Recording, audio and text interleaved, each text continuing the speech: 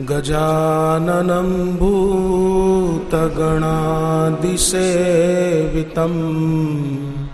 कपित्थजम्बू फलचारुभक्षणम् उमासुतं शोकविनाशकारकम्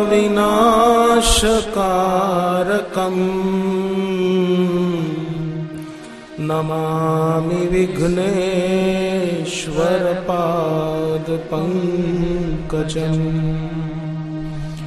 ब्रह्मा मुरारेस्त्रिपुरान्तकारी भानुशशि भूमिसुतो बुधश्च गुरुश्च शुक्र शनिराहुकेतौ सर्वे ग्रहा शान्तिकरा भवन्तु।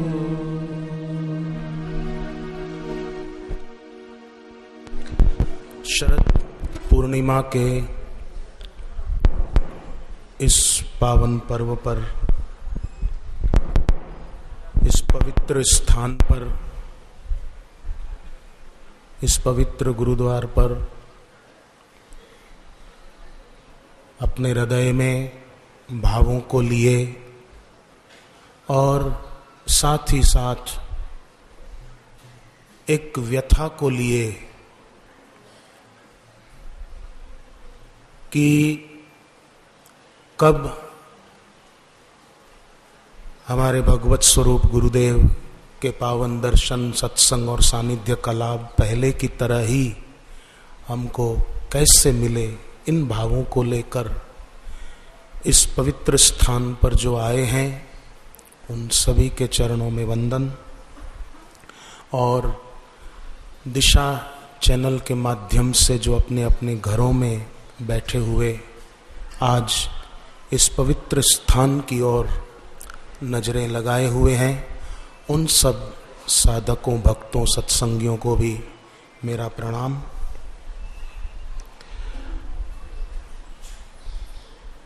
भगवान श्री कृष्ण ने श्रीमद् भगवत गीता में जिस श्रद्धा की मुख्यता की बात कही है वो गुरुदेव के प्रति आस्था रखने वाले साधकों के जीवन में दिखाई देती है कि इतने सारे आरोप लगे, घिनौने आरोप लगे, आलोचकों ने बड़े ही गलीच शब्दों का प्रयोग किया, साधकों को दिल में पीड़ा जरूर हुई, परंतु उनकी श्रद्धा में, भक्ति में कमी नहीं आई।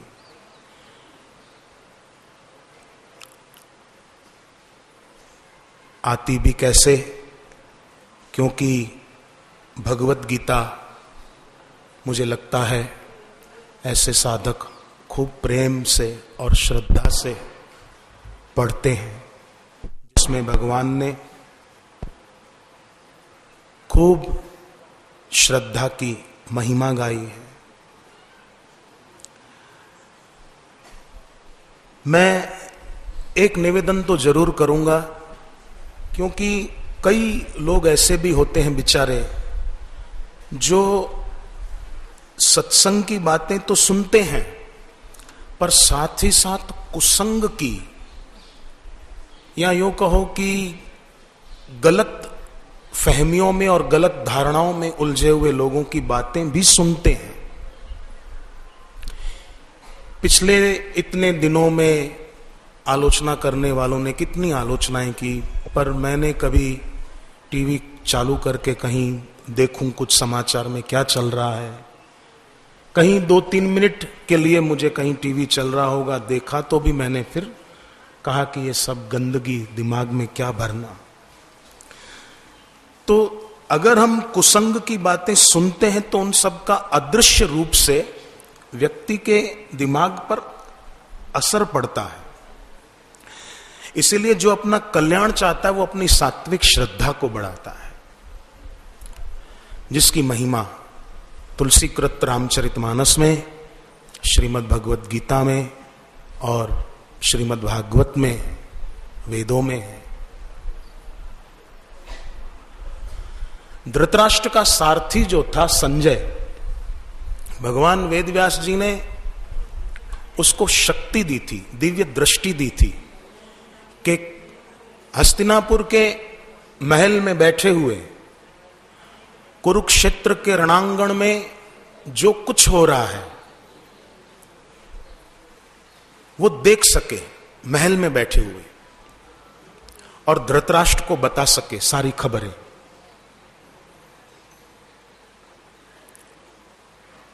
संजय की यह विशेषता थी कि उसको जो दिख रहा था वही वो बोल रहा था। जो श्री कृष्ण बोल रहे थे और उसको जो सुनाई दे रहे थे शब्द, वही के वही शब्द वो धृतराष्ट्र को सुना रहा था। आज आप सोचिए, जिन लोगों के पास पावर है, अधिकार है, वो क्या बोलते हैं। क्यों नहीं इस धृतराष्ट्र के सारथी संजय को याद करते कि उसको जो दिख रहा था वो बोल रहा था, जो सुनाई दे रहे थे श्री कृष्ण के पवित्र शब्द, वो पवित्र शब्द बोल रहा था।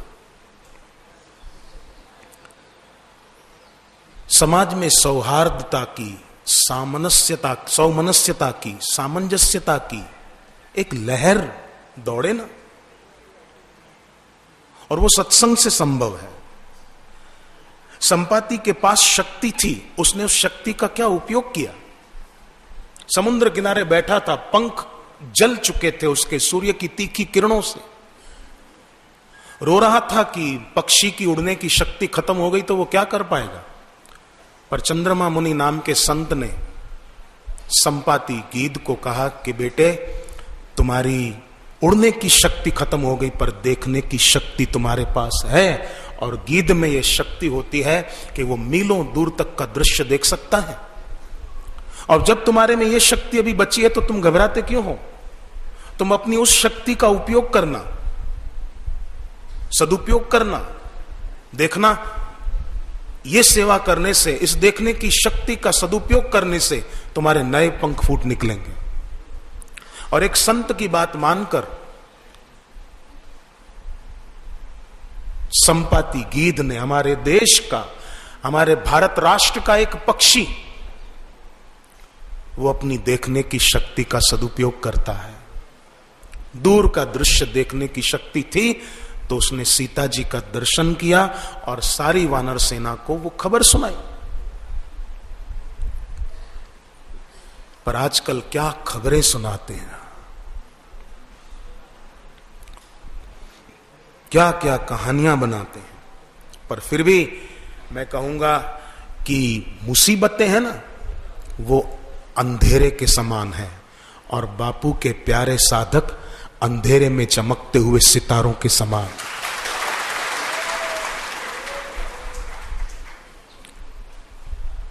और वो सितारे जैसे आसमान में रात्रि को सितारे चमकते रहते हैं, उसी प्रकार इन मुसीबतों के अंधेरे में भी गुरुदेव के प्यारे सितारे साधक वो चमकते रहे हैं। पिछले कई वर्षों में बहुत कुछ हुआ। तो ये जो, जैसे स्पेस में रॉकेट छोड़ा जाता है तो थोड़ी दूर तक तो स्पेस में दिखाई देता है, पर बाद में वो इस विशाल और विराट स्पेस में खो जाता है, दिखता ही नहीं। ऐसे ही साधकों की श्रद्धा का स्पेस इतना विशाल और विराट है कि 2008 से आरोप लगे वो रॉकेट सब खो गए उस स्पेस में, तो ये रॉकेट भी इस स्पेस में खो जाएंगे, इसमें कोई शंका, कोई स्थान नहीं। साधकों के दिल में भक्ति है, उसका ये प्रत्यक्ष प्रमाण के यहाँ शरद पूर्णिमा का आज पर्व है, तो साधक भले मन में एक व्यथा है कि गुरुदेव के दर्शन नहीं हो पाएंगे, पर फिर भी पूर्णिमा है तो हमें गुरु जी के द्वार पर जाना है, कुछ भी हो जाए। भले गुरुदेव के दर्शन नहीं हो पाए पर गुरुदेव के द्वार पर हाजिरी तो लग जाएगी कि हम, पूर्णिमा थी, बड़ी पूर्णिमा, शरद पूर्णिमा, उस शरद पूर्णिमा को हम गुरु जी के द्वार पर जाकर आए। गुरु जी जहां बैठते हैं उस व्यासपीठ पर, उस व्यास आसन पर हम प्रणाम करके आए। गुरुदेव जिस आसन पर बैठकर अगम निगम की बातें सुनाते हैं, वेद उपनिषदों और पुराणों की कथाएं सुनाते हैं। जिस आसन पर बैठकर बापू हमें सत्संग देते हैं, भगवान नाम की दीक्षा देते हैं, भगवान के नाम का कीर्तन कराते हैं, उस गुरुदेव के आसन के दर्शन करके आए, उसको प्रणाम करके आए। और गुरु एक व्यक्ति नहीं है, गुरु एक व्यक्ति नहीं है। वो समझ न पाए तो वो उनकी कमी है जो उनके लिए आलोचना करते हैं।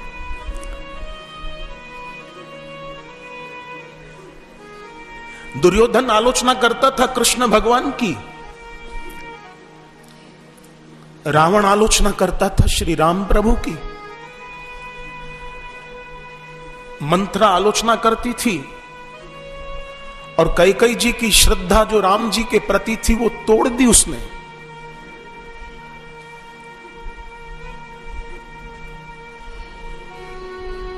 मंत्रा, मलिन वृत्ति ही मंत्रा है,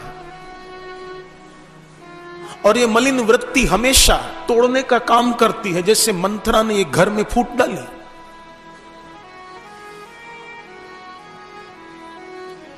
पर साधकों के दिल में जो प्रेम की नींव इतनी गहरी और मजबूत है कि उस प्रेम की नींव को, उस श्रद्धा की नींव को, उस भक्ति की नींव को कोई भी हिला नहीं पाएगा।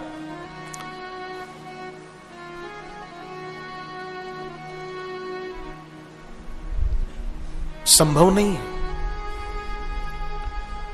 इतना जरूर होता है कि बापूजी जब पास होते हैं तो महकती है सांसें, और बापू जब दूर होते हैं तो बरसती हैं आंखें। नजदीक हो तो हम सब की सांसें महकती है उनके देखने से। उनकी, बापूजी ने कभी कोई काजल लगाया आंख में? निंदक लोग बोलते हैं कि चमगादड़ को मारा था और उसका काजल डाला था। अरे बापूजी तो चींटी को भी नहीं मारते। मैं कई बार बापूजी के पीछे सुबह सैर करने गया तो मैंने देखा, चींटी भी हो तो गुरुजी कहते हैं बचा के चल, बेचारी मर न जाए। तो चमगादड़ तो एक पक्षी, वो भी एक जीव है। एक बार कार में हम बापूजी के सानिध्य में आ रहे थे, मैं पीछे दूसरी कार में था, बापूजी आगे दूसरी कार में थे।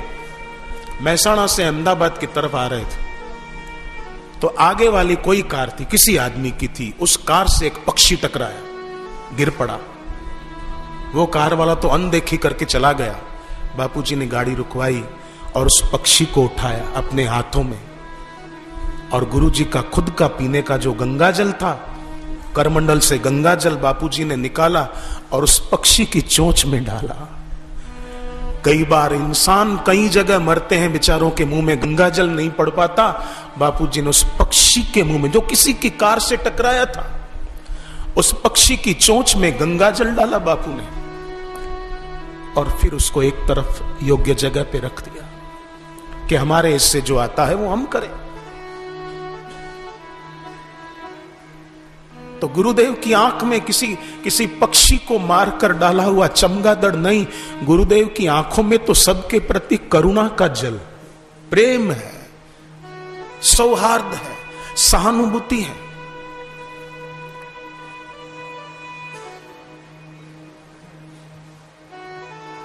शाकुनी कहां पहचान पाया था? शाकुनी श्री कृष्ण को मायावी बोलता था।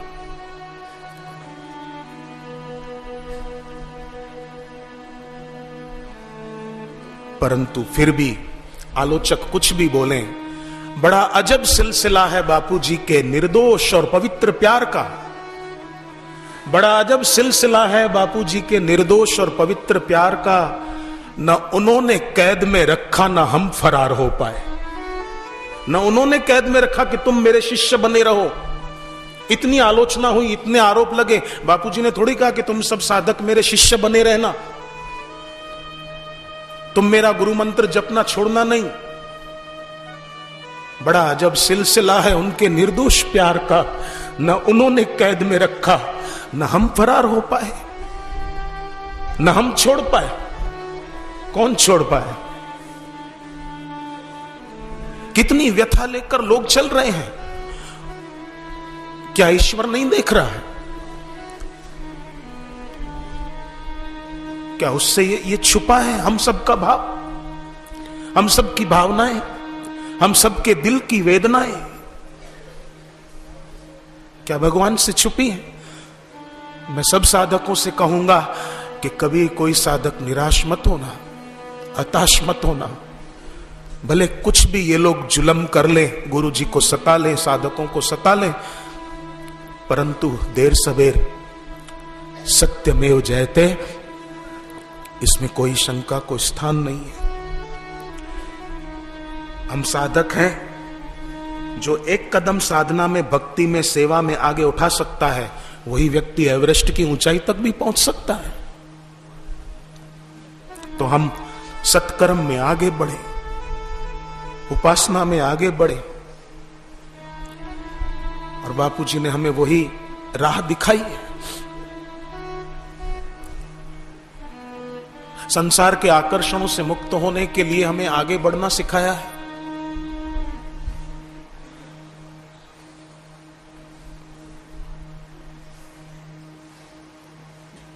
आईने में पानी का चित्र हो, पानी का गिलास हो, उससे हमारी प्यास नहीं बुझती। संसार के सारे आकर्षण ऐसे ही हैं। गुरुदेव ने हमें वो राह दिखाई है कि प्रतीत जो हो रहा है उसमें न उलझकर जिस ईश्वर की नित्य प्राप्ति है, हम उसमें आगे बढ़े। उज्जैन में एक सम्राट हो गए, चंद्र, आगे बढ़े। उज्जैन में एक सम्राट हो गए, चंद्रहास। पड़ोसी राज्यों के राजा उनके शत्रु हो गए थे। राजा शिवजी के अनन्य उपासक थे, नित्य प्रति ओम नमः शिवाय का जप करते थे और बड़े भाव से करते थे। सावन का महीना आता था तो पूरा महीना उपवास करते थे और भगवान महाकाल के मंदिर में जाकर अवंतिकायाम विहितावतारम मुक्ति प्रदानाय च सज्जनानाम अकाल मृत्यो परिरक्षणार्थम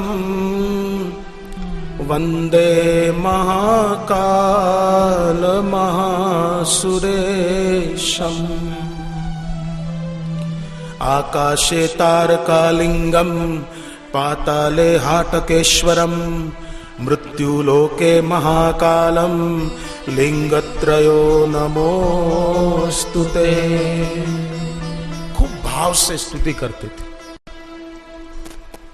खूब प्रेम से। बेलपत्र भी चढ़ाते भगवान महाकालेश्वर ज्योतिर्लिंग पर। तो बेलपत्ते तो राजा ज्योतिर्लिंग पर रखते, परंतु आंखों से आंसू बहते रहते। त्रिदलम त्रिगुणाकारम त्रिनेत्रम चत्रयायुधम त्रिजन्म पाप संहारम एक बिल्व शिवार्पणम। मृत्युंजय महादेव त्राहि मां शरणागतम जन्म मृत्यु जरा व्याधि पीड़ितः कर्म बंधने। पड़ोसी राजाओं ने जब इस उज्जैन के सम्राट पर हमला बोल दिया, मतलब अब घेराव कर चुके हैं, मारने की तैयारी, राजा शिवजी के मंदिर में गए और पूजा कर रहे। 5 साल का एक बच्चा अपनी मां के साथ मंदिर में आया और अब स्वाभाविक राजा पूजा कर रहे हैं तो किसी को प्रवेश नहीं था अंदर गर्भगृह में।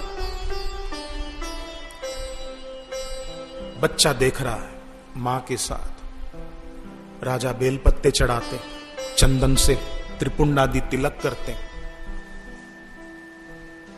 मां ने बच्चे को कहा चलो घर चले। बच्चा कहता है नहीं, थोड़ी देर और रुको। मां ने कहा मुझे खाना बनाना है, जल्दी घर चल। जबरदस्ती बच्चे को घर लाई। बच्चे का मन शिव जी की पूजा में लगा था।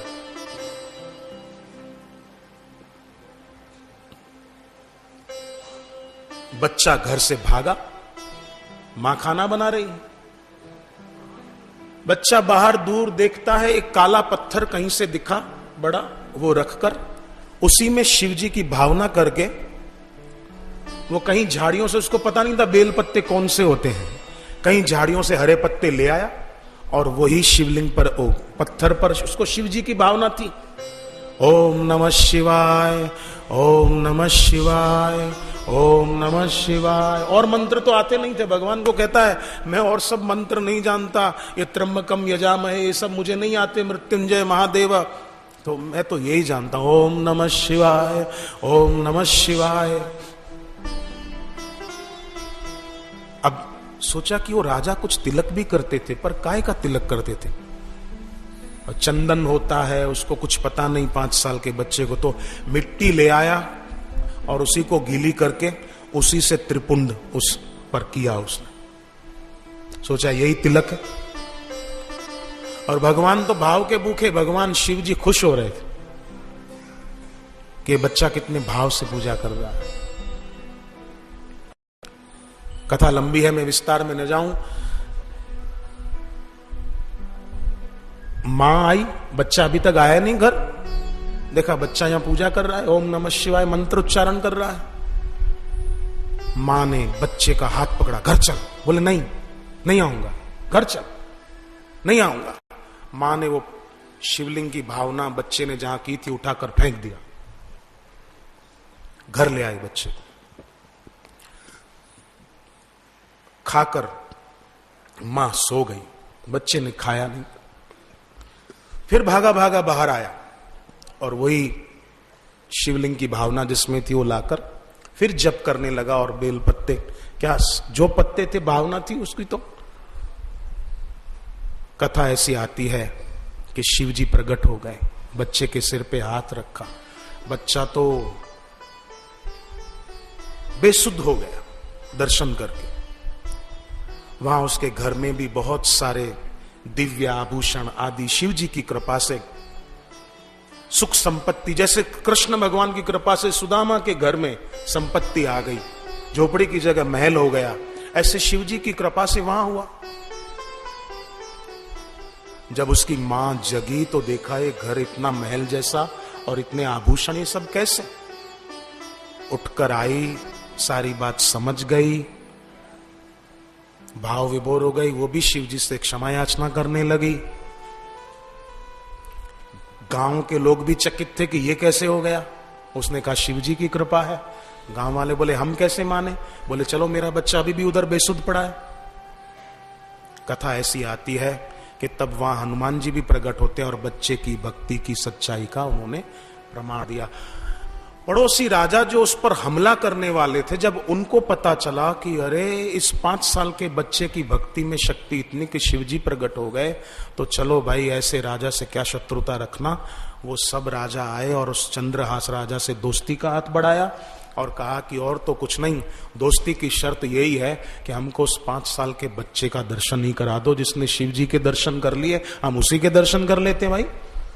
तो ये कथा इसलिए आपके आगे रखी कि एक 5 साल के बच्चे में इतनी शक्ति है, तो आप और हम साधक आर्त भाव से प्रार्थना कर सकते हैं और उस प्रार्थना में जरूर जरूर शक्ति है शुभ परिणाम लाने की। भले हम सोचते न रहे, कोई भी सेवा करनी उसके बारे में जरूर विचार करें, परंतु क्या होगा चिंता न करके हम भक्ति में भाव से, गजेंद्र मोक्ष है, विष्णु सहस्त्र नाम है, हनुमान चालीसा है, संकट मोचन है, बजरंग बाण है, इनके पाठ में लगे तो बहुत बहुत शुभ होगा। और भगवान भक्तों के पक्षधर होते हैं। भगवान कृष्ण ने पांडवों का साथ दिया था, दुर्योधन, दुशासन, शाकुनी आदि का साथ नहीं दिया था। इसलिए खूब खूब अपनी सात्विक श्रद्धा को बढ़ाएं। और देखो, मनुष्य को राजसी, तामसी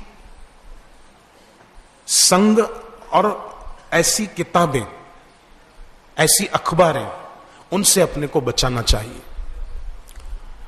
मैंने पहले भी सत्संगों में एक बात कही कि वापी के आश्रम में सत्संग था, तो वहां एक वकील मुझे मिले थे। उन्होंने कहा मैं स्वामीनारायण संप्रदाय के जो प्रमुख स्वामी जी महाराज हैं उनका शिष्य हूं। प्रमुख स्वामी जी ने मुझे दीक्षा दी और तब कहा था, बेटे 2 काम करोगे, मतलब 2 काम से बचोगे तो आपको ईश्वर प्राप्ति जरूर होगी। और वो कौन से 2 काम से बचना? एक तो अपने को अखबारें पढ़ने से बचाना, और दूसरा ये न्यूज चैनलें देखने से अपने को बचाना। ये 2 से तू बचेगा तो जरूर मेरा वचन है कि तेरे को भगवत प्राप्ति होगी। ये प्रमुख स्वामी जी महाराज का वचन, स्वामीनारायण संप्रदाय के,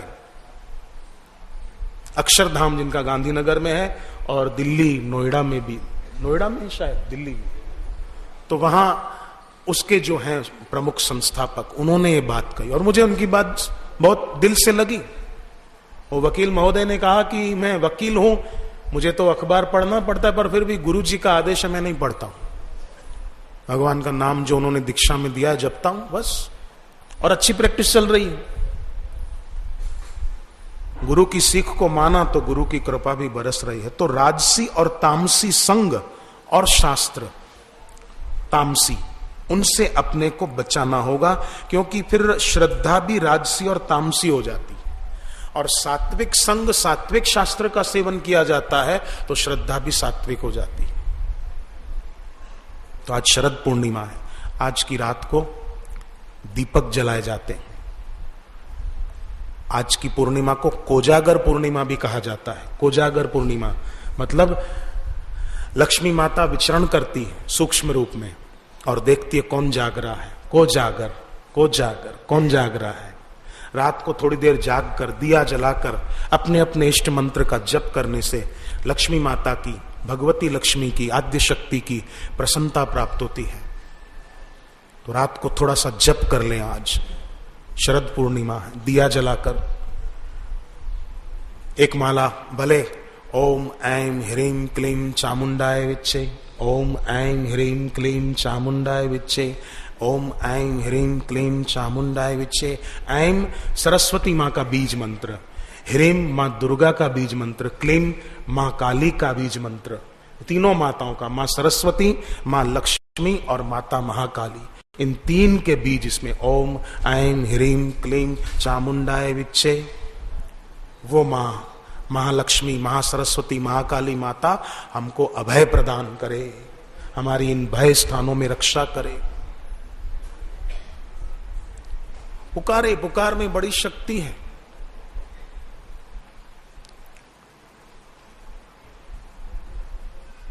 शास्त्रों की गाथाएं कई हमने सुनी है और भक्ति जो करते हैं उसके लिए तो भगवान ने गीता में 9वें अध्याय के 31वें श्लोक में कहा है, न मे भक्तः प्रणश्यति।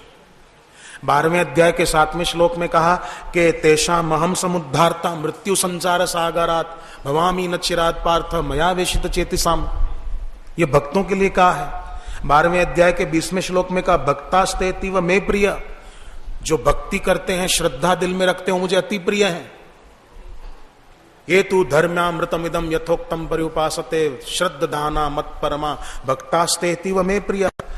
भक्तों के लिए भगवान ने कहा मत प्रसादात वापनोति शाश्वतम पदम अव्ययम। इसलिए भक्त को कभी निराश नहीं होना है। हिम्मत न हारिए प्रभु न विसारिए, ऐसा करना। महाभारत में शांति पर्व में एक छोटी सी कथा आती है कि एक बधिक था। वो बधिक पशु पक्षियों को मारता फिरता था, हिंसक था।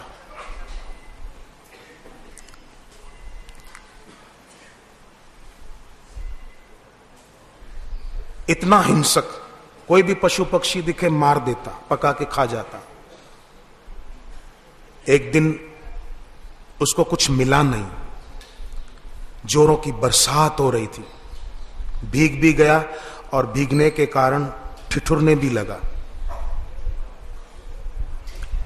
बारिश तो बंद हुई पर भीगा हुआ था, जंगल, क्या करे। पेड़ पर कबूतर बैठा था, कबूतरी बैठी थी। उन्होंने सोचा कि ये हमारी शरण में आया है, क्या करें।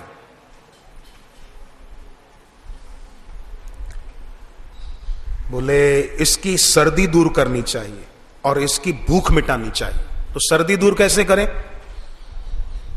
दोनों पक्षी गए हैं और जंगल में कहीं से लकड़ियां अपनी चोंच में उठाकर लाकर ढेर किया, कहीं से जलती हुई लकड़ी भी लाए और आग लगा दी, उसकी सर्दी दूर कर दी।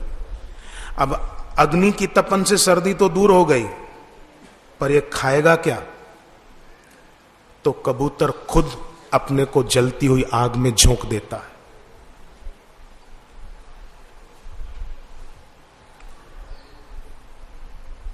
कि मुझे पकाकर ही खा जाए। कबूतरी देखती है मेरा पति चल बसा परोपकार के लिए, इसकी भूख मिटाने के लिए, खुद को उसने अग्नि में झोंक दिया। क्या हुआ? परोपकार की भावना के कारण उन दोनों पक्षियों के लिए आकाश से विमान आया और उसमें वो जीव रथारूढ़ होकर स्वर्ग में चले गए। ये महाभारत में कथा आती है। अब आप सोचिए, शांति पर्व महाभारत, अब आप सोचिए एक पक्षी के अंदर परोपकार की भावना होती है, परिणाम कितना सुंदर आता है। तो हम सब साधकों के दिल में अगर सद्भाव की भावना है तो उसका परिणाम भी शास्त्र की सच्चाई के अनुसार शुभ ही आएगा और हमें अपना अधिकार मिलके रहेगा।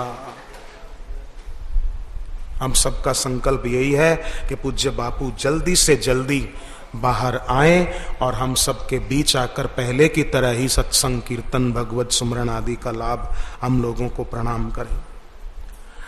पशु पक्षियों में भी दैवी संपदा के गुण देखने को मिलते हैं, पर आजकल कई पढ़े लिखे लोग ऐसे भी हैं जो दैवी संपदा नहीं आसुरी दुर्गुणों को लेकर घूमते हैं और ये हो गया वो हो गया, मनगढ़ंत कहानियां और भी न जाने क्या क्या। मैं आपको क्या बताऊं, अभी इतना समय नहीं है। शिरडी संस्थान से आए हैं महाराज जी अरविंद स्वामी जी, जो जगह जगह धर्म प्रचार का कार्य कर रहे हैं और बहुत अच्छी सेवाएं दे रहे हैं। वो भी अपने कुछ विचार रखना चाहते हैं। इनको माइक दीजिए, ये महाराज जी कुछ कहेंगे। अभी बजरंग बाण और हनुमान संकट मोचन वाली पत्रिकाएं सेवाधारी बांट दें जल्दी से, उसका पाठ शुरू होगा। देश विदेश में जहां लोग ये देख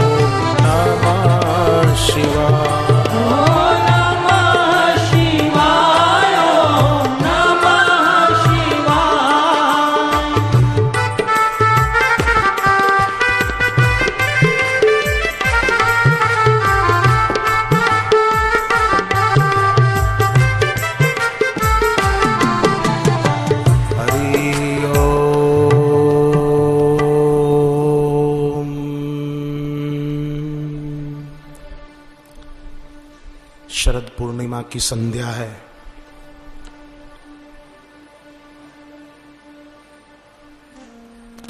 गोप बालकों ने,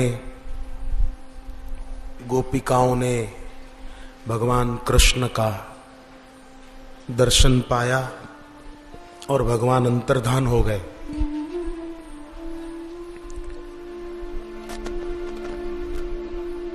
और भगवान जब अंतर्धान हुए तो श्रीमद् भागवत का गोपी गीत जो गोपियों ने गाया,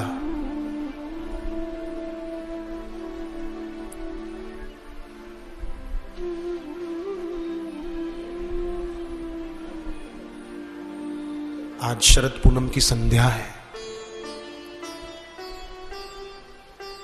हम लोग उन वचनों को भी दोहरा कर कि हम सब साधकों का आत्मबल, मनोबल, भक्ति बल खूब खूब बढ़े और हम जितने उत्साह से पहले साधना सेवा कर रहे थे उससे भी अभी दुगने उत्साह के साथ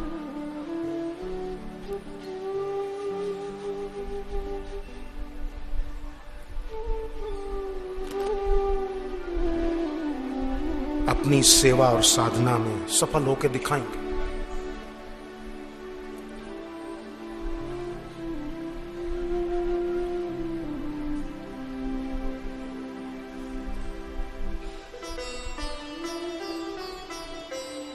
भगवान बुद्ध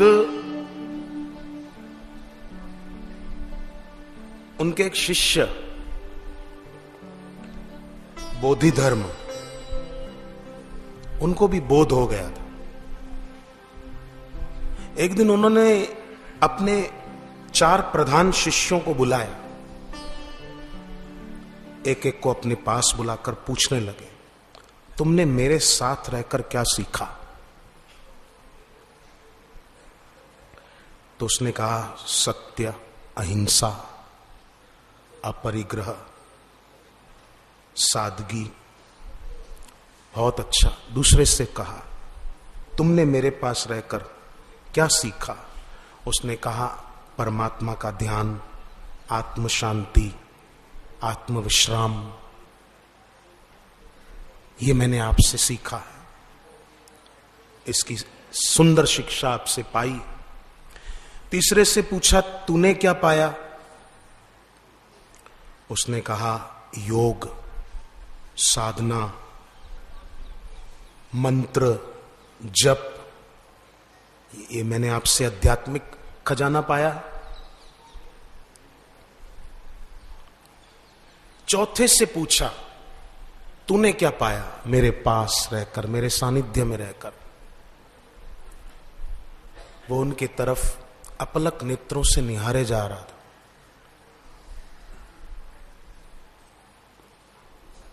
हृदय से भावों की धारा बह रही थी और नेत्रों से आंसुओं की धारा बह रही थी। बोल बेटे, इन्होंने बताया कुछ न कुछ मेरे पास रहकर पाया है, तूने मेरे पास रहकर क्या पाया है? उसने कहा, गुरुदेव, मैंने तो आपको पा लिया है, अब और कुछ पाना बाकी नहीं रहा। मैंने आपको पा लिया, बस उसमें सब कुछ आ गया। कितना प्रेम था उस शिष्य के इस उत्तर में, कितनी भावना थी उसके इस उत्तर में। उसी प्रकार हम सब ने भी गुरुदेव को पाया है।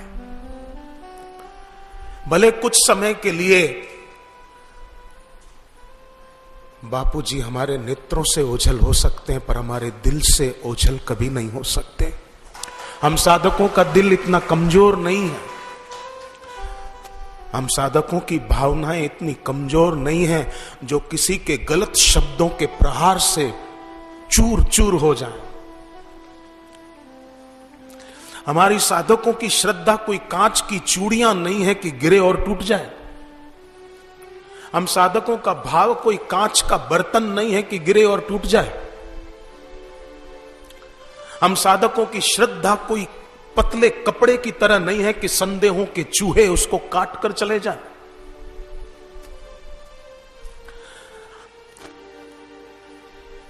मुझे एक पत्रकार ने कहा था कुछ दिन पहले कि इतने आरोप लगे हैं गंदे और इतने वो लोग क्या क्या कर रहे हैं, इससे साधकों की श्रद्धा पर जरूर असर पड़ा होगा। मैंने कहा साधकों की श्रद्धा कोई पक्षियों के टूटे हुए पंख की तरह नहीं है कि जरा सी हवा लगेगी और वो पंख उड़ जाएंगे, ऐसा नहीं है।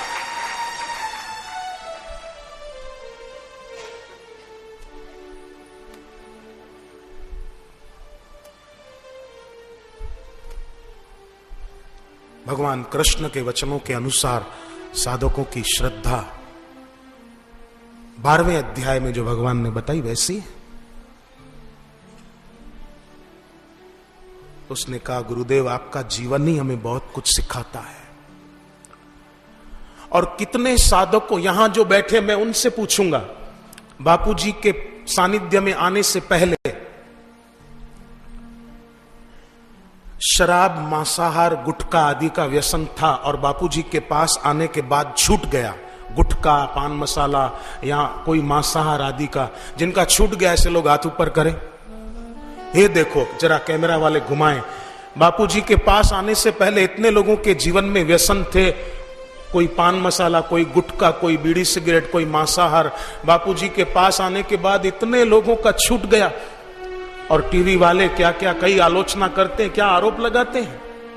इतने लोगों का छूट गया गुरुदेव के पास आने के बाद। गुरुदेव के जीवन ने शिक्षा दी है।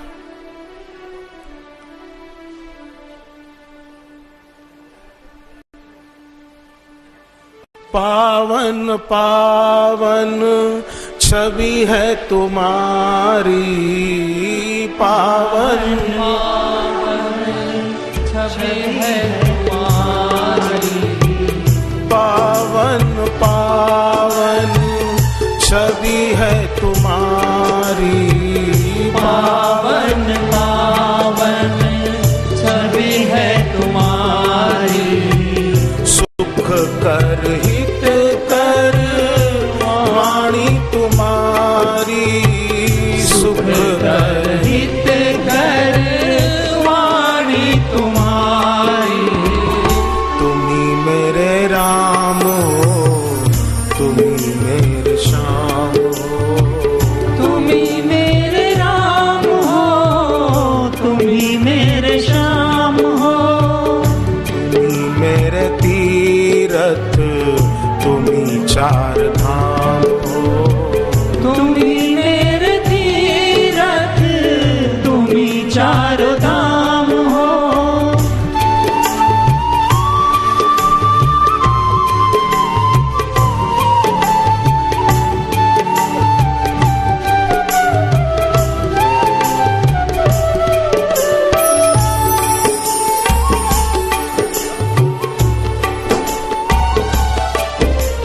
तो श्वेत केतु अपने गुरु के आश्रम में तप करता था, सेवा करता था, साधना करता था, ज्ञान पाने के लिए गुरु के पास गया था।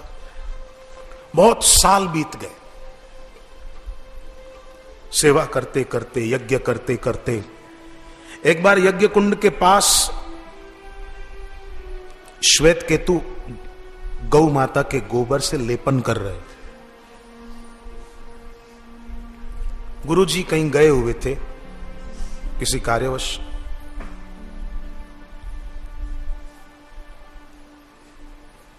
अग्निदेव प्रकट हो गए और अग्निदेव ने कहा कि मैं तुमको ब्रह्म ज्ञान का उपदेश देना चाहता हूं। उसने कहा कि मेरे गुरुजी करेंगे ना। बोले इतने साल हो गए उन्होंने अभी तक तो तुमको दिया नहीं, इतने साल से तुम सेवा कर रहे हो, तो अब क्या देंगे? क्या मिला तुमको आज तक? हाथ में गाय का गोबर है और बस यही करते रहोगे जिंदगी भर? यज्ञ कुंड पर लेपन करते रहना, या ये करने आए थे तुम यहां पर? इतने साल हो गए। श्वेत केतु ने हाथ जोड़े अग्निदेव को कि कृपया मेरे गुरुजी के लिए ऐसा मत बोलिए, भले कितने ही साल क्यों न बीत जाएं, वो मेरे गुरुजी हैं।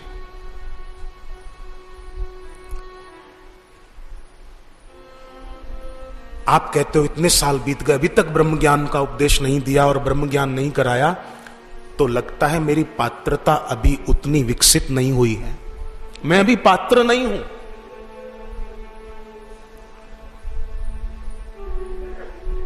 उस परमात्मा के साक्षात्कार का अभी मैं अनुभवी वो साधक नहीं हूं, अभी मेरी योग्यता नहीं है। जब मेरे गुरुदेव योग्यता देखेंगे तो मेरे को वो अनुभव करा देंगे।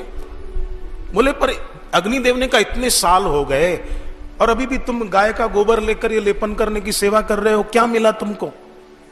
बोले क्या मिला? एक तो मैं कुछ पाने की इच्छा से नहीं आया था, मैं तो बस आया था भगवान के लिए। और देखो ना गुरु की सेवा की कितनी महिमा कि अग्निदेव साक्षात प्रकट होकर मुझे दर्शन दे रहे हैं और ब्रह्म ज्ञान का उपदेश देने की बात कर रहे हैं। और क्या चाहिए? अगर पाने की ही बात करते हो तो लोग कितनी उपासना करते हैं, कभी देवता प्रकट नहीं होते और आप मुझे दर्शन दे रहे हो। आपने दर्शन दिया, आपकी मेहरबानी, परंतु मुझे ब्रह्म ज्ञान का अनुभव तो मेरे गुरुदेव से ही मुझे होगा। अग्निदेव ने कहा पर मुझे दया आ रही है, गुरु तुम्हें कुछ बताते तो नहीं है, तुम्हारे गुरु कठोर हैं। बोले नहीं, मेरे गुरुजी भले बाहर से कठोर दिखते हैं पर वज्रादपि कठोराणी मृदुनी कुसुमादपि, बाहर से वज्र से भी कठोर दिखने वाले गुरु भीतर से कोमल से भी, कमल से भी कोमल।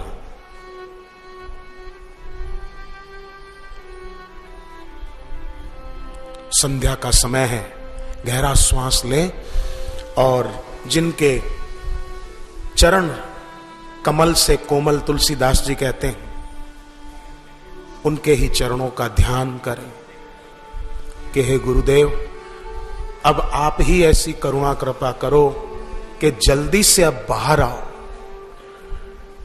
वैसे तो आप सर्वत्र हैं पर हमें आप बाहर चाहिए, हमारे सामने। और मैं तो कहूं आज की संध्या को सब साधक गुरुदेव के गुरुदेव लीलाशाह बापू को प्रार्थना करो कि बापूजी अपनी शक्ति अपने लिए खर्च नहीं करते हैं, तो गुरुदेव के गुरुदेव है लीलाशाह बापू। आज हम सब साधक आपको प्रार्थना करते हैं कि अब आप हमारे बापू के लिए कुछ करो, संकल्प करो। आप गुरु हैं, दादा गुरु हैं। हम आपके चरणों में प्रणाम करते हैं, प्रार्थना करते हैं, आप कीजिए।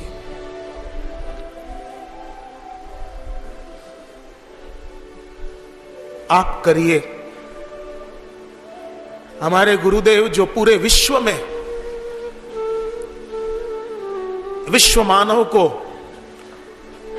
आत्म शांति का संदेश दे रहे हैं, भगवान के नाम की दीक्षा दे रहे हैं। कभी बापू ने कहा कि मेरा नाम जपो, बापूजी ने शिवजी के नाम की दीक्षा दी, बापूजी ने विष्णु भगवान के नाम की दीक्षा दी है, बापूजी ने मां सरस्वती का नाम बच्चे बच्चियों को सिखाया है, बापूजी ने गायत्री मंत्र की दीक्षा दी, बापूजी ने गीता और भागवत की शिक्षाएं दी।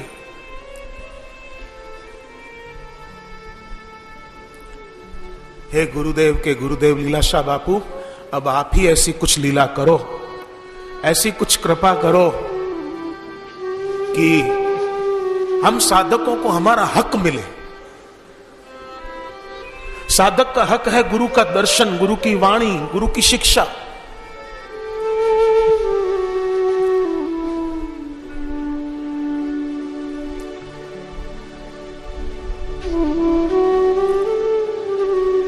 गहरे हृदय की पुकार वो कभी व्यर्थ नहीं जाती।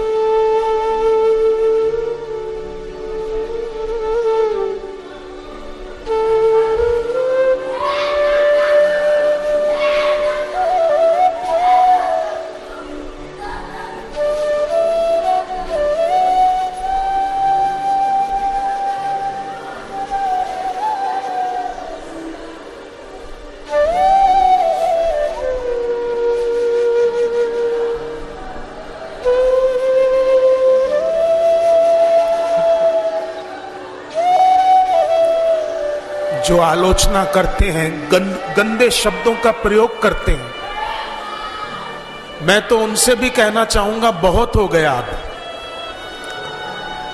जितना करना था अब कर चुके, अब और कितना करोगे। अब सोई हुई इंसानियत को तुम भी जगाओ प्यारे।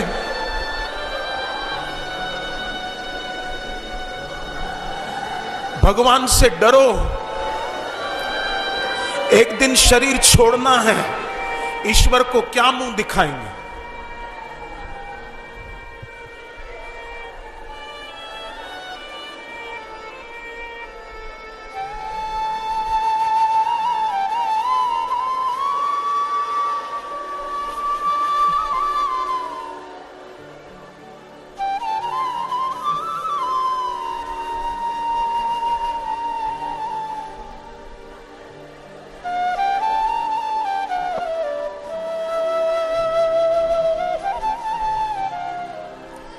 हे लीलाशाह बापू, हमने आपके प्रत्यक्ष दर्शन तो नहीं पाए थे, पर जिन्होंने आपके दर्शन किए थे, हमने उनके मुख से सुना है कि हमारे बापू आपकी सेवा जी जान से करते थे। अगर हमारे बापू ने जी जान से आपकी सेवा की है, तो अब आप कुछ अपनी कृपा ऐसी बरसाएं कि हमारे बापू जल्दी हम लोगों के बीच आ जाए।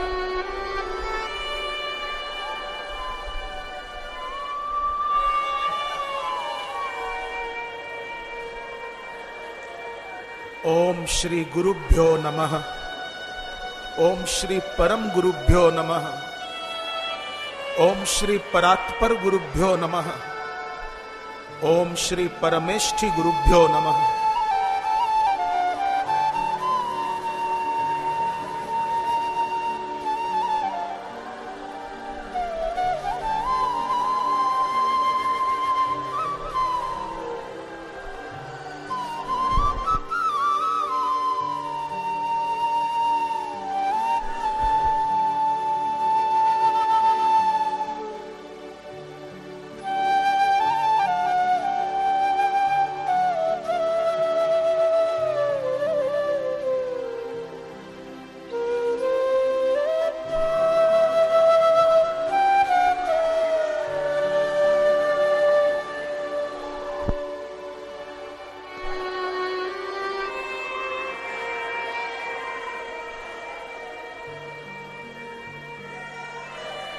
हरि शरणम हरि शरणम हरि शरणम। हे हरि, हे नाथ, हे भगवान,